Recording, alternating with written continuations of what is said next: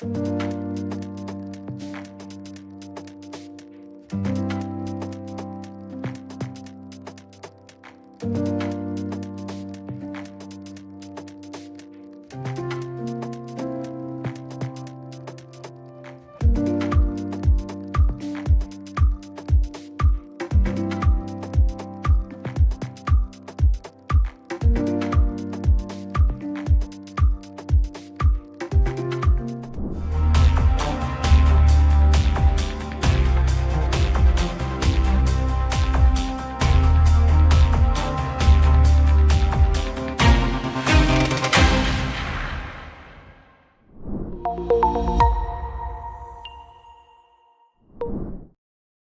evening and welcome to Front Page powered by Cypher 2025, India's biggest AI summit and expo, brought to you by AIM Network, India's definitive media organization on everything AI and technology.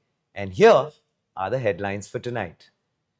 India rolled out its first indigenously made chips at SEMICON India 2025, with PM Modi declaring that the world now trusts India to build the semiconductor future, backed by 1.6 lakh crore rupees investments, 10 approved projects, and a talent pool powering global innovation. Building on this sovereign push, Boat and Bangalore startup Hardwire with Tata Electronics unveiled Indus 1011, India's first high-volume consumer silicon, marking the shift from importing chips to designing and assembling them at home. And finally, what if teaching AI wasn't Silicon Valley coders but a young mother in Jharkhand?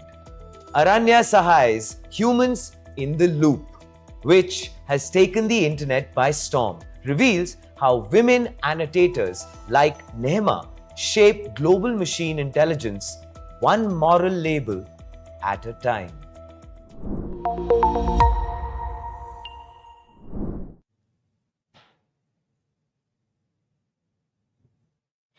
What if I told you that just 2 years ago, the world's top semiconductor historian Chris Miller, author of Chip War, told AIM, India may never be able to catch up in chip manufacturing. Its best chance is to stay a design hub. Fast forward to today. That narrative is dead. Because here at SEMICON India 2025, Prime Minister Narendra Modi stood before the world and declared, after his recent visit from China and Japan, this is what he said. Of course, our journey began late, but nothing can stop us now. The world trusts India. The world believes in India. And the world is ready to build the semiconductor future with India. In his keynote, Modi compared chips to digital diamonds. This is what he said. Oil powered the last century, but the power of the 21st century lies in a small chip, one that can accelerate the development of the entire world. He reminded the audience that in just 4 years, since the launch of the India Semiconductor Mission, India has gone from vision to fabs under construction. And the proof was in his hands. Union IT Minister Ashwini Vaishnaw presented him with the Vikram 32-bit processor and test chips of the recently approved projects and universities. So if you remember, we at Front Page covered the Vikram and Kalpana chip story extensively. If you haven't watched that breakdown yet, well, please do check it out after tonight's Front Page. Back to PM Modi, who of course tied India's semiconductor rise to 3 factors. The PLI schemes that unlocked over 1.6 lakh crore rupees in investments. A talent pool of 20% of the world's semiconductor design engineers trained across 278 universities with centralized EDA tools. And, most importantly, the trust of the global ecosystem. The less there is paperwork, the more there will be wafer work, Modi said, signaling that speed is India's biggest advantage. This wasn't just policy theater, it was India's silicon moment. The world's top semiconductor CEOs lined up to echo that belief. Mr. Ajit Manocha of SEMI said this: India's growth is exponential and unprecedented. Christophe Fouquet, ASML, had this to say: Today, semiconductors are everywhere. Tomorrow, AI will be everywhere. Tim Archer of Lam Research announced their Semiverse platform training 60,000 Indian engineers. Kai Beckman, Merck, ended up with this, highlighted the complexity of fabs needing 500 plus chemicals at 99.999% purity. Prabhu Raja of Applied Materials had this to say: Make in India must become invent in India. Well said, sir. Mark Papermaster of AMD, he confirmed their $400 million India R&D investment is on track. Sriram Vishwanathan, Celesta Capital, announced the India Deep Tech Alliance, $1 billion plus in capital. Clearly, these weren't symbolic statements. They were actually market commitments. Right now, Taiwan makes 99% of AI accelerators. One supply shock is equal to global chaos. India's pitch at SEMICON was very, very clear. We are the world's insurance policy and soon a semiconductor powerhouse in our own right. With fabs in Gujarat, packaging hubs in Assam, photonics breakthroughs at IIT Madras, and ISRO rolling out indigenous chips like Kalpana and Vikram, the pieces of the puzzle are beautifully falling into place. As PM Modi put it, the day is not far when the smallest chip made in India will drive the biggest change in the world. And for a ground level view, our tech journalist Sanjana Gupta is reporting live from SEMICON India 2025. And here is what she had to say. Everyone. This is Sanjana reporting live from SEMICON India 2025 happening here in Delhi. I must say the energy here is amazing. From the starting keynote sessions by PM Modi, Ashwini Vaishnaw, Delhi CM, to even the other keynote speeches by leading industry CEOs like those from ASML, Tokyo Electron, Applied Materials, and more. They've all expressed immense interest in investing in India, being a part of the India Semiconductor Mission, being part of the journey, and yeah, it's been very enthusiastic up until now, and the event has catered to so many different sectors of the industry, be it the startups, be it the government initiatives. Or even like VC firms, for example. So I'd say there's been a lot of participation. I think another focus has been participation by state governments, especially by the Odisha government and UP governments. The states that have been focusing on, India's upcoming semiconductor plans. So the participation has been amazing, and I think the importance of this participation was also stressed upon by Ajit Manocha from SEMI in one of my sidelines conversations with him. He mentioned how important it is for all these states to have a healthy competition going forward, which was also iterated by PM Modi in his speech. So I think from there, the participation has been great. I was able to catch off Odisha CM as well during one of his inauguration of the Odisha Pavilion in the exhibition, and his conversations with the people from upcoming semiconductor plants in the state. So that has been great. I was also able to catch Sri Ram Vishwanathan, the founding partner at Celeste Capital, and he did mention a lot about the VC ecosystem in India, the requirement of capital, and more. I think that's been like a journey that India is looking forward to, and hoping to take off a lot from there. Additionally, I was able to have a short interaction with Minister Ashwini Vaishnaw as well, where he explained more on like the ISRO chip, and getting into details of the chips developed by the students that we have mentioned before. So I think overall the energy is really great here, and hoping to get more from this event.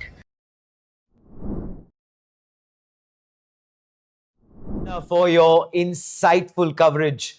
And we are sure that you will have a great time covering SEMICON India for the next 2 days. And as far as our audience is concerned, we promise to bring you more exclusive and impactful information. So, from being written off in chip war as too late to the party, India is now the surprise protagonist in the global chip race. This isn't just about silicon, it's about sovereignty. It's about saying that when the chips are down, the world can bet on India again. These are PM Modi's words. And India is accelerating, inching closer towards leading the global $1 trillion semiconductor market. India is estimated to touch $110 billion by 2030. At the pace we are going, there is no doubt. Let us know what you think in the comments below and how proud this development makes you feel. Please keep them long because we would love to read them all.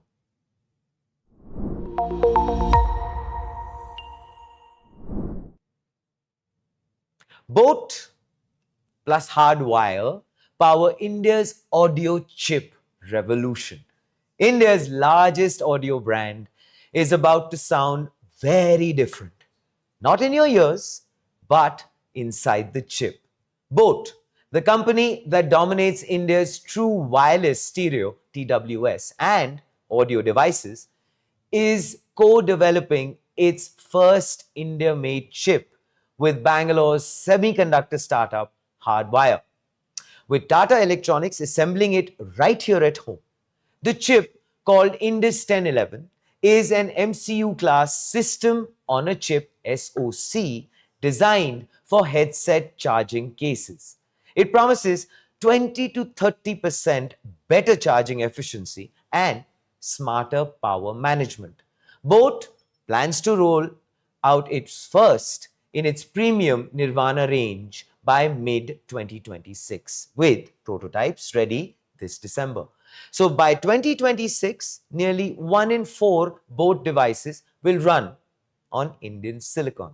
Despite designing most of its Prime and Nirvana series locally, Boat still imported chips from Taiwan and China.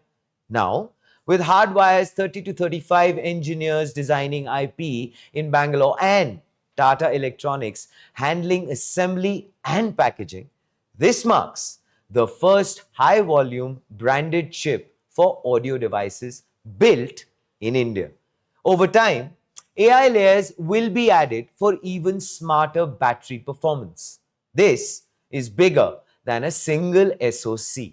It's actually about supply chain sovereignty, shorter lead times, less import dependence, and the cost benefits as the scale improves. Hardwire calls it a merchant chip, one that can power other products beyond boat. For India's semiconductor story, it's actually a case study in how startups, OEMs, and giants like Tata can stitch together an ecosystem. Boat already makes 80% of its 30 million annual devices in India. With Indus 1011, it wants to lift that to 90 to 95%, and why not? While maintaining its 30 to 33% market share. The message is quite clear. The next wave of consumer technology innovation isn't just designed in India, it's actually being powered by chips made in India. Joining us today are two leaders driving India's consumer semiconductor leap. Mr. Shyam Vedantam, Chief Product Delivery Officer at Boat, the brand that has ruled India's audio and wearables market for 13 straight quarters with over 30% share.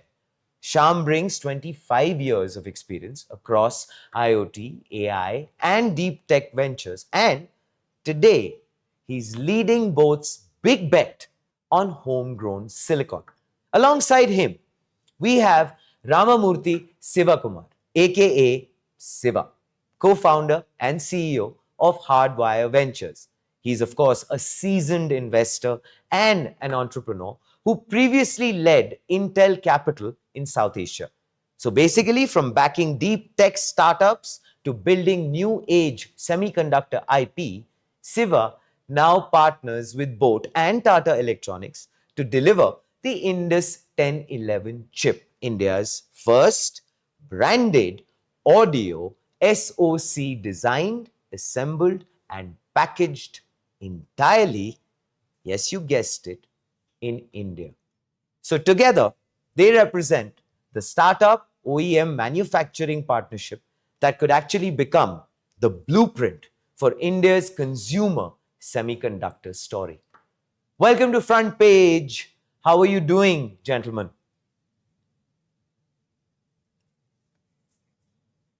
It's a true pleasure having the both of you with us today. Um and of course, kicking off the conversation, I would just like to start with the fact that we are very, very proud that this momentous little event has taken place. And Indus 1011, which marks a milestone as one of the first high volume branded chips from an Indian consumer electronics brand. So the question is, sir, what drove Boat to design its own silicon at this stage? And how does Indus 1011 strengthen your long term hardware and innovation roadmap?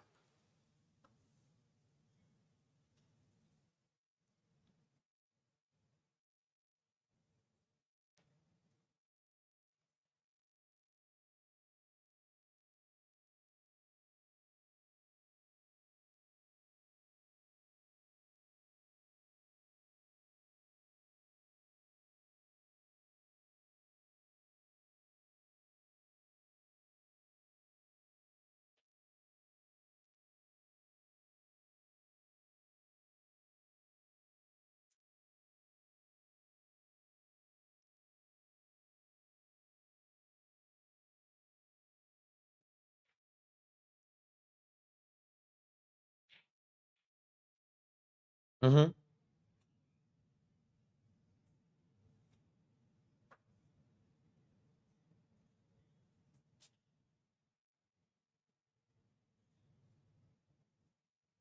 To us. So these are the two key drivers. So from that perspective, we believe the timing was right to engage with companies like Hardwire. So we went to Hardwire with a problem statement of a critical issue in terms of improving power management for battery-powered, wearable and hearable devices. And the brilliant team at Hardware, came up with a really effective solution for that. So I think, so in all ways, I think the timing is just perfect. Shiva sir, your brilliance was alluded to, your team's brilliance was alluded to. I would please like for you to join the conversation and maybe acknowledge what Shyam sir just said. Yeah, I don't think we have any monopoly on brilliance. There are brilliant engineers in practically every startup. That's why startups start largely by engineers. Uh, Medium-sized companies, large companies, services companies, all kinds of people have brilliant engineers. So there is no monopoly on brilliance. Always the challenge is to find the next brilliant guy and make sure that they work for us rather than for somebody else, right?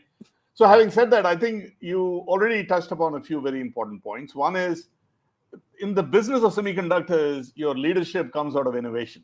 right? It's probably true for a lot of other businesses, but the only business I know is semiconductors. And the real anchor, the thing that drives us and drives the business is always innovation. But you can innovate till the cows come home, but you need somebody to receive your innovation, right? So often what happens is you have engineers think of problems, complex problems, come up with neat solutions, build great products like semiconductors, and then try to take it to market.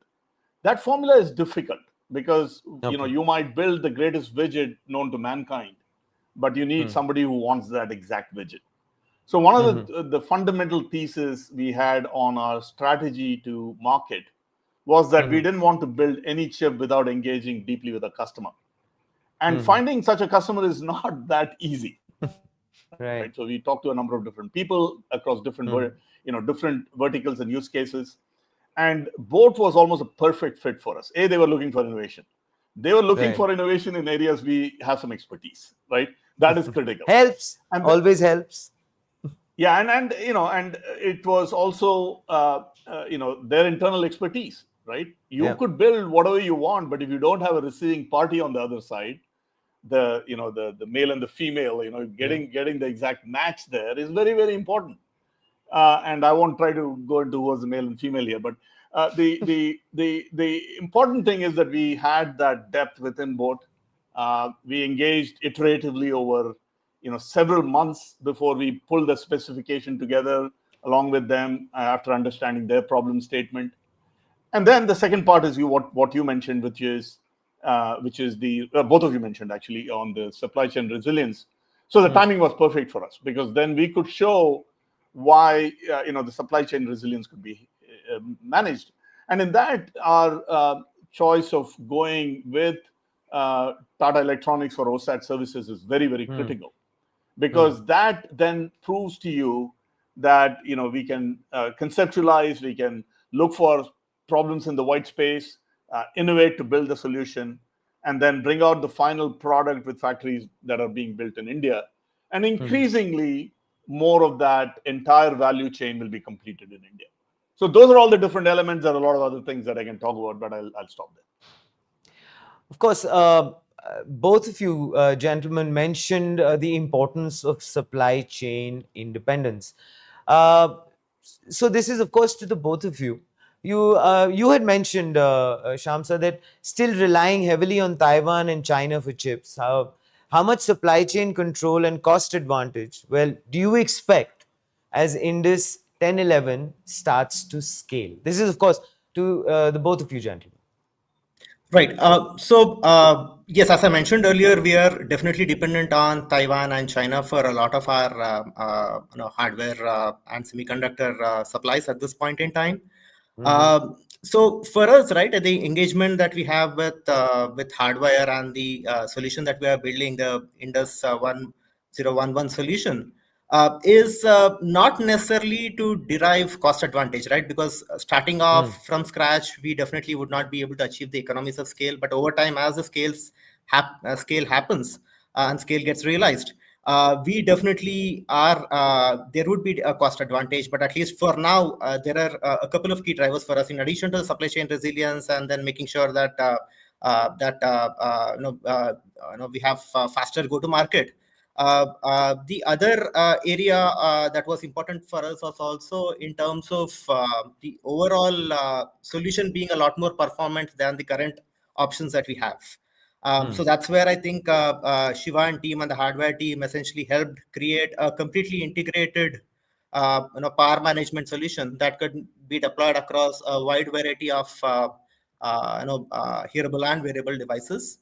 So initially, for cost constraints, we might be starting off with a few smaller set of devices, but hopefully over time, we would like to deploy this at scale. Fair enough. Shiva sir, it's extremely integral in terms of the fact that when you're looking at, let's say, localizing or developing and switching from export now to local manufacturing, it's very critical, I believe, in terms of making sure that the processes are being followed, because this is already a component or this is already a product which is running in the market. There are X amount of exigencies which one needs to take care of. So how critical was that particular aspect for Hardwire and all of the engineers to replicate something which has been going on for some time, to ease off the dependence and start to get into a situation where you're eventually going to be building at scale. Yeah, very, very critical question, because we are not supplying to board for a product that is not non-existent in the market. It's a product that already exists. Yeah. Over the engagement, board decided that they would actually take us into what they call the Nirvana product line, which is the top end of their chain. And so the responsibility we carry to deliver the road or hit the road running is very, very critical. There can't be any hiccup. And fortunately, one of the things that we managed to do at Hardwire is to attract a team that has many decades of experience, having worked on and delivered at very high volume, hundreds of SOCs, of course, for multinationals, which is where most of the SOCs came from.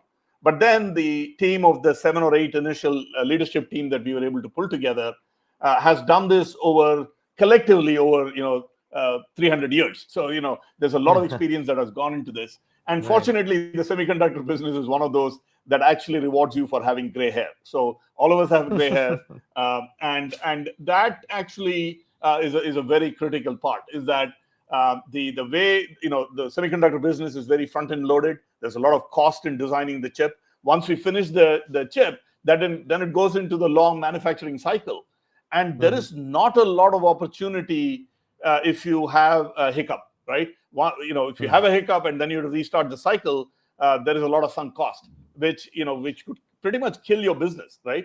So one of the benefits we have is just having that decades of experience, having done this, and then having a partner like Boat that really has empathy for that process, right? It is you cannot have. This is a game of staying power and patience, right? And if you are in a hurry, or if you're impatient, or you're nervous, this is a very difficult business to get into. So I think there is a lot of different elements that came together. The Indian ecosystem is also maturing rapidly, but still maturing. There's a lot of different elements that we had to very carefully handpick. And fortunately, again, with our leadership team, we had reached into a very, very broad part of the sort of the value chain of semiconductor design in this country.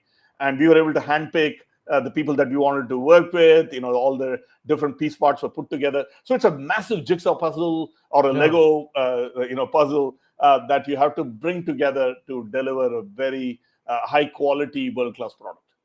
Yeah, I mean, if you can also add to what Shiva just mentioned, right? Sure. So I think so it's also about a deep understanding of the customer use cases and the product applications, right?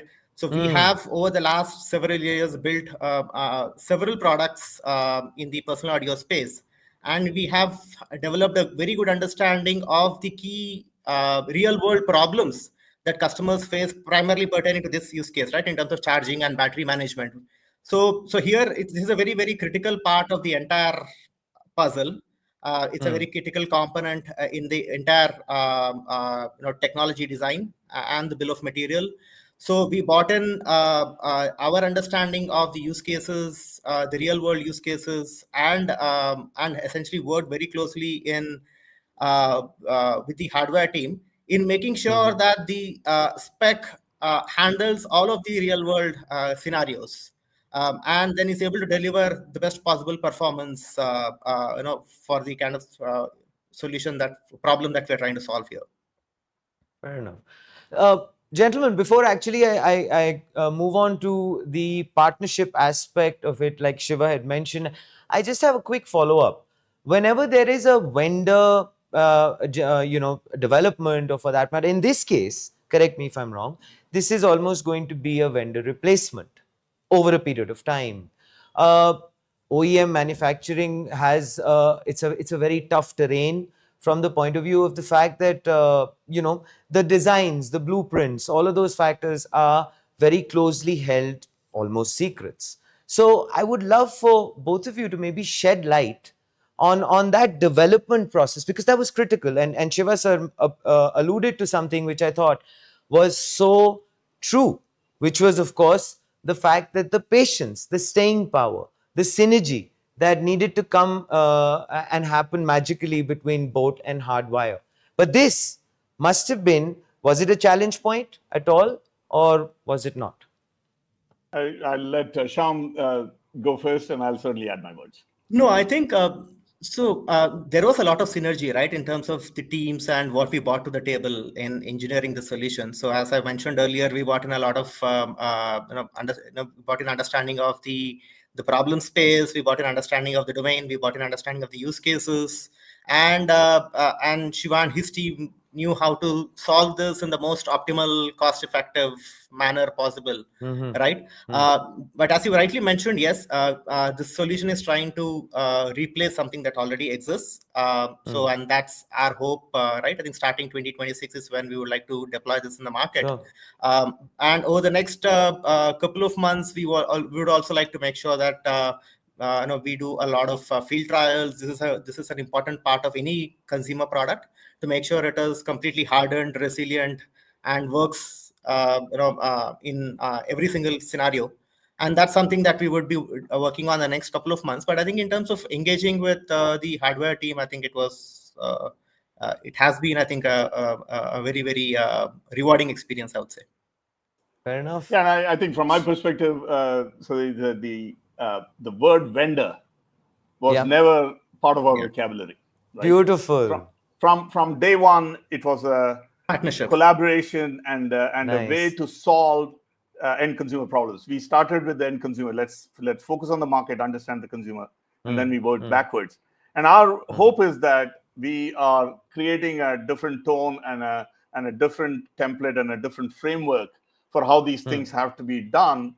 And the best way to do that is to innovate, and to do that in a very compressed time frame, where you can actually say that this thing works, right? If you take 3 or 4 years to deliver some of these things, the belief can be a little bit softer. So one of the things that we did do with Board from day one was to have an incredibly transparent relationship. You would not imagine how open we were with each other. Them sharing data with us sharing all of the challenges that we go through in terms of translating that into specs. On the specs, there are, I don't know, a dozen iterations probably, right? On what exactly you needed to tune what. There were lots of ideas we had on the AI stack we wanted to build. You can bring some of those elements into the picture. How do you actually roll it out? If you have a half a dozen different innovations, you don't overwhelm the end consumer, right? You have to stage those things. And all of those things have an impact, not just on the ability to do a final product that works very sweetly, but also you have a roadmap, right? This is never about a point product. It's never about a point relationship. And then what it opens up is a dialogue for the future. So TWS is a great starting point. These guys have a phenomenal footprint of audio products, but they have ambitions. We have ambitions. There's a lot of things that we can actually do together, not just in the audio segment, but in other segments that actually will innovate as we go forward. This is extremely encouraging. So basically, Hardwire is making the chip, is designing the chip. Tata Electronics is assembling it. So how does this tri-partnership first come together? And most importantly, what does it mean for India's semiconductor ecosystem? This is, of course, to the both of you gentlemen. And before you would probably like to answer that, I, of course, have to mention that these headphones that I'm using are marvelous. Just wanted to tell you that. That's great. That's good to know. Yeah, so I think the idea of finding the right customer to work with was very critical for us, right? Me and my co-founder, we decided that was going to be our fundamental model. Even after we had raised some capital, we basically said finding that customer is super critical, right? And it wasn't easy. It took us, good 4 months to figure out, where exactly the right sweet spot was. And then it took us another 4 months of engagement between Boat and Hardwire to get to an MOU that we said, this is what we are going to do. And for Boat to actually make that leap of faith on us was an incredibly important test, right? It is easy to sort of talk about these things in hindsight, but that is a very, very critical decision, that there is somebody who actually then has that patience to do it. So as you go through the semiconductor development cycle, there's points in time that come when you have to start deciding where you're going to build it. What is the ideal technology on which you're going to build? What is the where is the cost points that can be met? So we did a pretty broad study of all of the people who could actually do the final product for us, and we were very happy that we were actually able to find that in India and with Tata Electronics. And it was again a multi-month process before we decided. They did diligence on us because we are a startup and they want to make sure that that we are going to be around. And then for us it was very critical that we deliver to board what we promised to deliver and deliver in high volume. This is a consumer business, and consumers are very fickle. You make one mistake, your game's over. It doesn't matter who you are. Yeah, that's true. Shyam sir, the fact that there is of course that sense of compliment to you in a big way, which has just been given, extended by Shiva sir, talking about the fact that the patience, I think that's my key takeaway, which he just spoke about. And of course, the fact that trusting a partner who will be able to deliver at that scale. So while the entire synergy or the partnership was coming together, what was going through your mind? Were there any initial inhibitions, or were there a little bit of insecurities that, okay, wait a minute, will this happen? Because here are products which are already in the market. I mean, or for that matter, that wonderful smile that probably came to your face right now was probably the start point when Hardwire went ahead and partnered with you.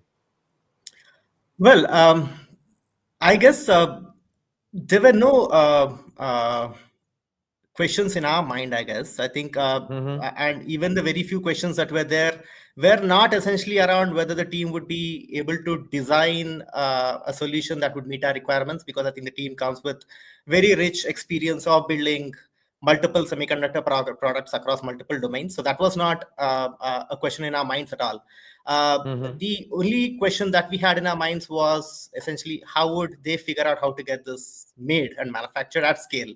I think that was the only problem, I guess, or the question that we had in our mind initially. But I guess we were able to partner with the team at Hardwire. We were very open and transparent, as Shiva also alluded to, in terms of how we would be able to deploy and scale the solution over a period of time, initially starting off with our premium Nirvana products.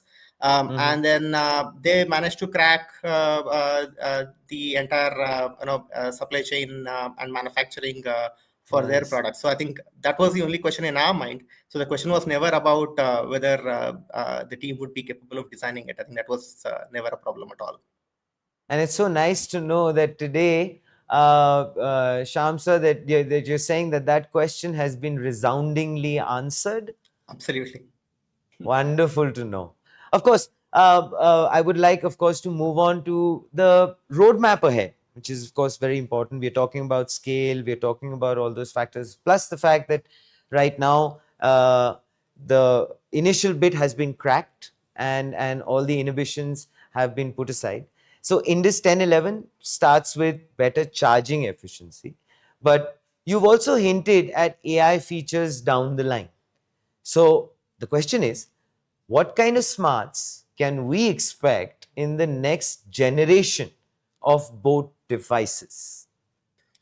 Sure. I'll probably talk about it both from the perspective of what we're thinking of from the Indus chip, as well as the broader board portfolio. And then Shiva, please chime in with your thoughts as well.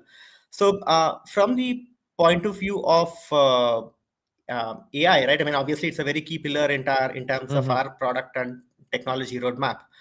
So for the Indus chip today, we are looking at how we can build in AI-enabled battery management models that would look at factors such as charging and discharging cycles, temperature, voltage metrics, etc., and build an intelligent battery management model that can extend battery life and improve battery performance. So that these are some of the simple use cases that we're thinking of at this point in time. But then I think over time we are looking at solving more complex problems to come as well, both in the context of the Indus chip as well as in terms of our overall broader AI portfolio across the not just at a chip level, but also at a software, app, and cloud stack. With the advent of LLMs, right? I think they're becoming ubiquitous more and more. Voice-based assistants are getting, are seeing a revival. And for hearable devices, voice-based AI paradigms are obviously an obvious choice in terms of figuring out how we can improve the overall customer experience, and make the end-to-end device experience a lot more richer and compelling for the end users. So that, I think, is some of the things that we're looking at it from a app and a cloud point of view. Shiva, your thoughts? Yeah, I think just on the audio side itself, essentially think of this chip as something that is applicable to anything that has a lithium-ion battery in it. It can improve things, any consumer product that has a lithium-ion battery. And one of the most important predicates in the, or probably the most important predicate in the semiconductor business is volume, right? The more volume we can aggregate over various product lines that both has, and what happens in the merchant silicon market, the more we aggregate, the better economics we get to. So that is a fundamental sort of driver for any semiconductor company. And as we sort of think about new areas to go into, new solutions to do with board, with other customers, and so on, the beauty of the semiconductor business is that you just continue to accrue your portfolio IP. Think of IP as just Lego blocks. You gain more and more and more Lego blocks in your portfolio, right? And over time, you'll have hundreds of IPs, and you might have thousands of IPs and go on. Then what happens is you combine these things in new and unique ways to find solutions for which you actually then turn them into products. And the way you turn them into products, in our model at least, is that we'll only turn them into products when we have an anchor customer like board. I mean, board is almost sort of our canonical definition of a type of customer that we would like to work with. Because all of the things that you heard in the last 30, 45 minutes, those are all very critical for us. Because then, from the beginning, we have the confidence that if we were actually able to deliver it with the features and the performance and all of that, and at the economics that both of us have agreed upon, then we can scale the business. So it takes away a huge risk element that a lot of companies face if you sort of build chips in the vacuum. And like I said before, one of the problems in this business in some ways is that it is front-end loaded. There's a lot of money that you have to spend up front to get the product to market. So you don't want to have a surprise when you're ready to scale. It's before, of course, I move on to that scale aspect of it, because it seems that is honestly a cornerstone in terms of the semiconductor business. And of course, with the way boAt is going about its market share, I have to compliment both of you gentlemen, because we've seen a beautiful partnership with the both of you, including the fact that you have coordinated your t-shirts today. So well done. Of course, I will come back to the scale bit. 30% of the market share, sir. You're already dominating that. And of course, millions of devices which are shipping annually. So this, of course, again, a question to the both of you. The competition is obviously going to be inevitable. So how does Indus 1011 stand apart when stacked against giants like Qualcomm or MediaTek? And what stops global rivals from undercutting you once boAt proves the demand at scale? Yeah, Shiva, would you want to take that? Yeah, I mean, the competition is what drives us, right? The moment there isn't competition, there is no innovation, right? Then you could have a monopoly and sell the same rotary phone for 30 years, right? So you get the same rotary phone without any innovation. And so, our business is you are only as good as your next innovation, right? And how do you continue to do that? And again, we repeated this a few times, is that if you have that entire value chain thought through, you'll continue to innovate, right? And then you have a path to market, right? Now, of course, there will be people, big and small, MNCs and local and Chinese and Taiwanese, everybody is going to look at what we are doing. We look at what they're doing. I mean, there's no surprise, right? We go through incredibly deep comparative analysis. They're going to do the same thing. And we can only win if we continue to deliver what our customer wants, which is the OEM, right? And having that knowledge of what problems the OEM has, that we can continue to stay ahead of the curve, will continue to be our sort of secret sauce to success. The day we take our eyes off the ball on innovation, the game is over. Yeah, Very and incisive. yeah, I mean, to add to what Shiva just said, right? Just as he mentioned, I mean, and for us, the only way to succeed in the market and stay abreast of competition is to deliver what customer wants and continuously delight customers, right? I think that's the only way we can succeed in the market. And the key driver for all of that is innovation, right? How is it that we can continue to innovate across the entire technology stack? Wonderful. Again, this particular question, because everyone's curious, Shiva sir and Sham sir, that at what nanometer node is the Indus 1011 built, and how important is the node size when the focus is on power efficiency for something like audio charging cases? Because we just, of course, alluded to innovation and it being a constant aspect in the journey ahead. Yeah, so I'll just give you a very quick description of how this thing works, right? Your most advanced nodes that you hear about, 2 nanometer, 3 nanometer, all of that applies to purely digital products. Analog products work in much higher geometries. Products today ship, high volume products, analog products shipping anywhere from 28 nanometers all the way to 180 nanometers, right? So there's a very large range. Ours is a pretty deeply mixed signal chip with a pretty large analog component in it.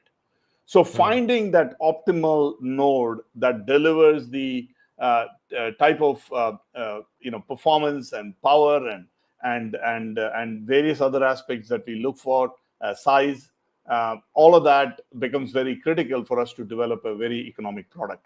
And those are all the design challenges that we have.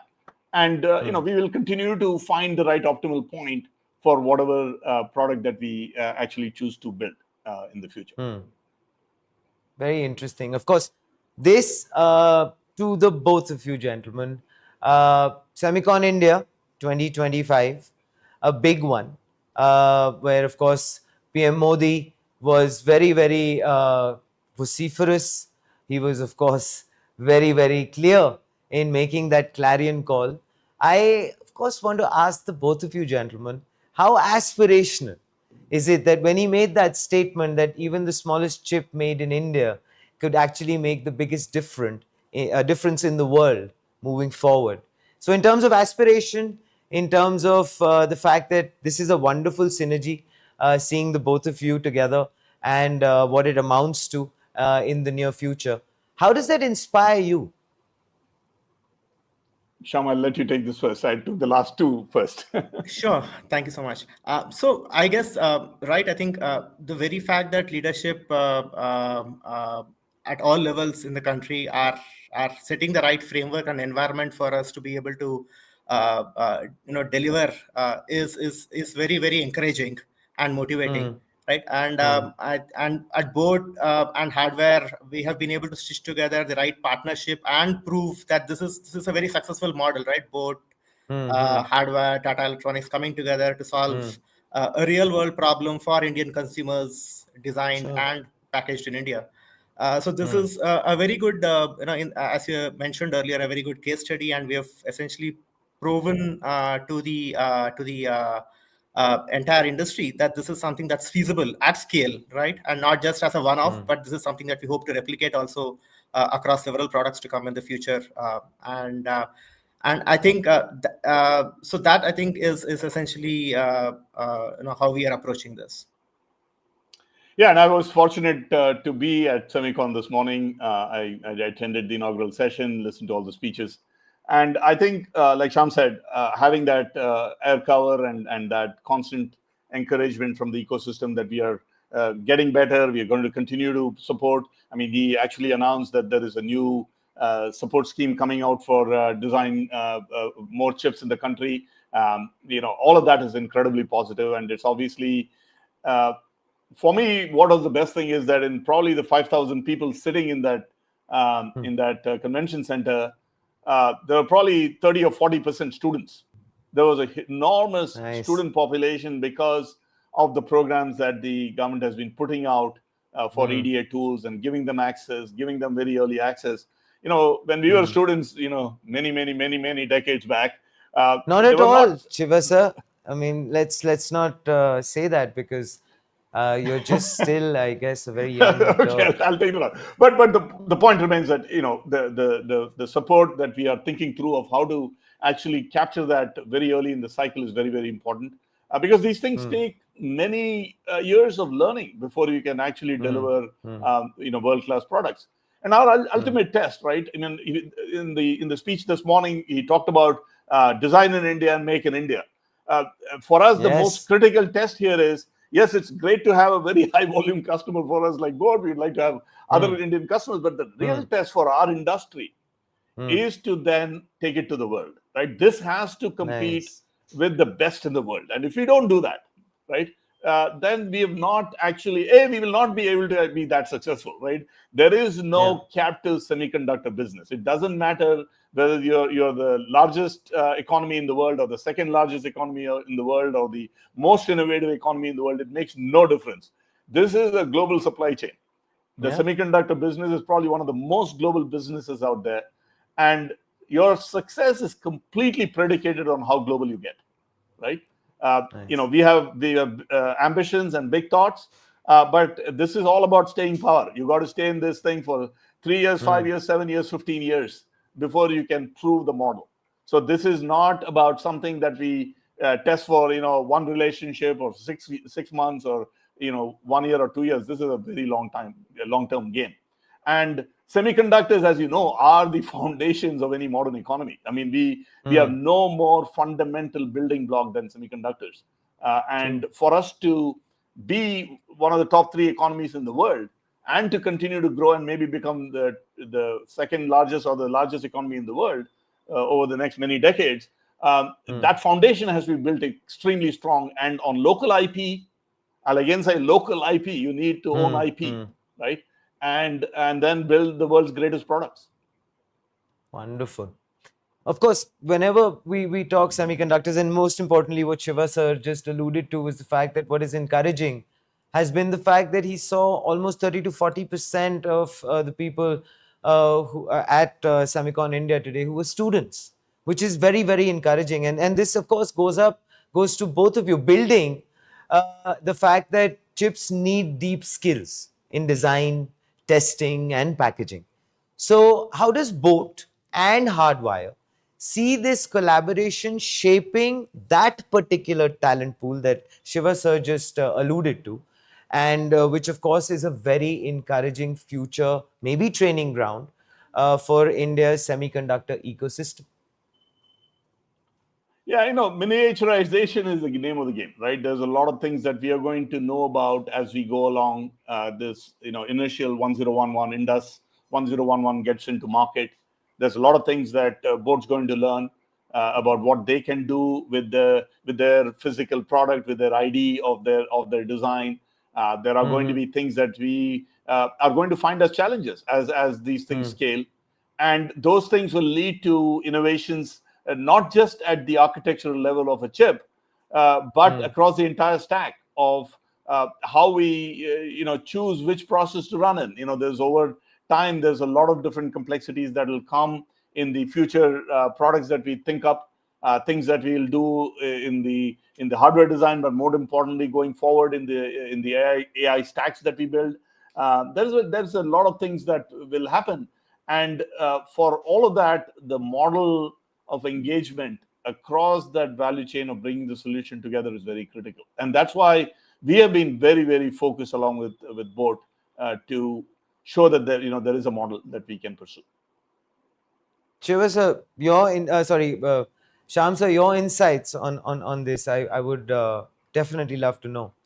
No, absolutely. I think as we discussed earlier, right? I think there is a lot of design talent available in India that has solved very, very complex Right. problems in the semiconductor industry globally. Hmm. Uh, but I guess while we also figure out how we can scale manufacturing in India, I think some of the other challenges that we would need to address along the way is also on the lines of uh, figuring out what would be the right uh, you know uh, solutions for that would meet the cost targets of the Indian customers, right? India is a very value conscious country, and obviously I think even the mindset that would be required for from an engineering perspective is to make sure that every single key component in your entire bill of material is value engineered and designed in such a way that it meets the required cost targets. So I always tell my teams, right? I think when there is no cost constraints, building a product is quite easy. But I think when you're working with significant cost constraints, Yeah.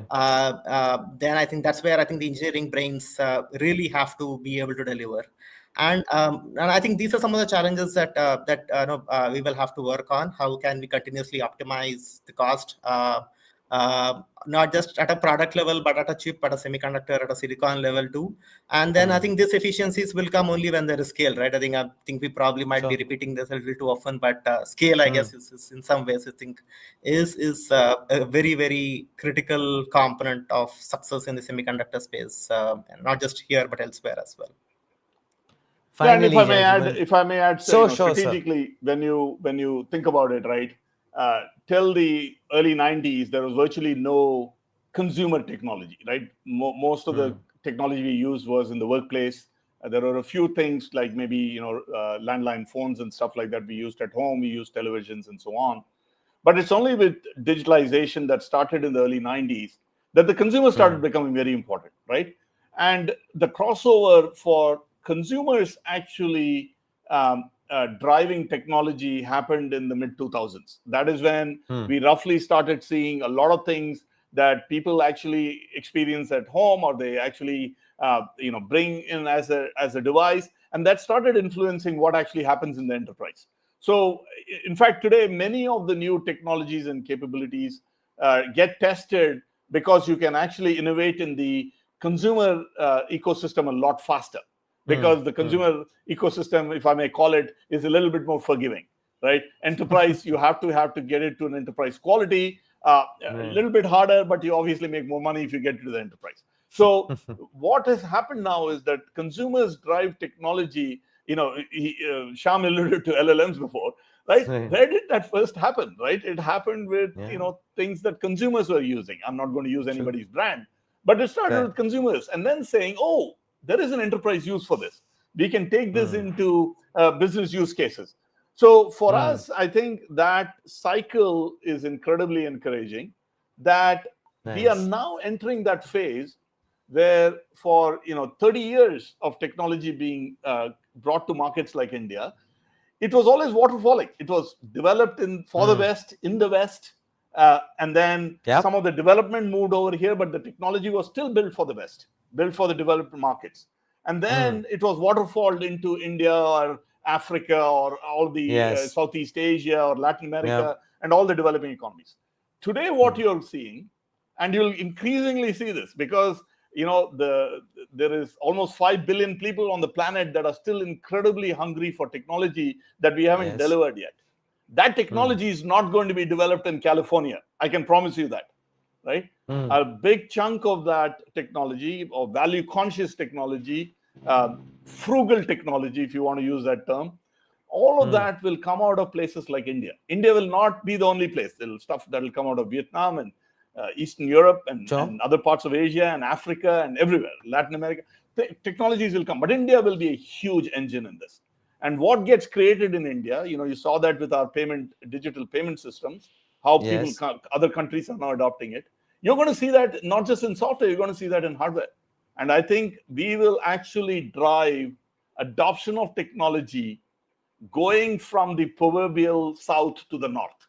And that is Beautiful. going to be the mega trend over the next 30, 50, maybe forever. Beautiful. And if you can also add one other thing, right? I think in India, at least what we have seen is that Indian consumers and even enterprises tend to leapfrog technology, right? And generations of technology. While I guess customers in the past might have been forgiving, but Indian consumers are becoming obviously a lot more aware. Yep. And I think with them leapfrogging generations of technology, I think Indian consumers are obviously becoming more demanding. I Right. think They are the most demanding. demanding. I think probably I think more than anybody else anywhere in the world. So I think so that's where I think it's the challenge is to see how is that you can deliver the best possible user experience at the best possible price point, and that's essentially is what the brains in India would need to work on solving. Both of you gentlemen, it's just been so rewarding speaking with the both of you. It's fabulous synergy that we have seen. It's been very, very insightful, the points that you've touched upon. In summary, this is my final question before I let you go. It's a two-part question. We've alluded to heritage. We've alluded to the encouraging roadmap that we have ahead of us. The fact that we are going to be a powerhouse, not just with software, but hardware development, as Shiva sir just talked about. And it was also backed up by Sham sir. First part of my question, is this an homage to our heritage when you go ahead and you name the chip Indus 1011? Is there a story behind the name? And the second bit is this. I would definitely like for both of you gentlemen to give your final message to all the startups, to all the synergies, hopefully, which are in the making right now as we probably speak. And what would you like to tell them as far as the ecosystem is concerned? Yeah, maybe I'll go first. Yeah, I mean, there was certainly a lot of thought given into what we should call our first product. But for us, beyond the technical capabilities, beyond partnerships and relationships and understanding of the market and technology, the most important thing that actually drives innovation, in my opinion, is humility. And Beautiful. you have to stay humble to create.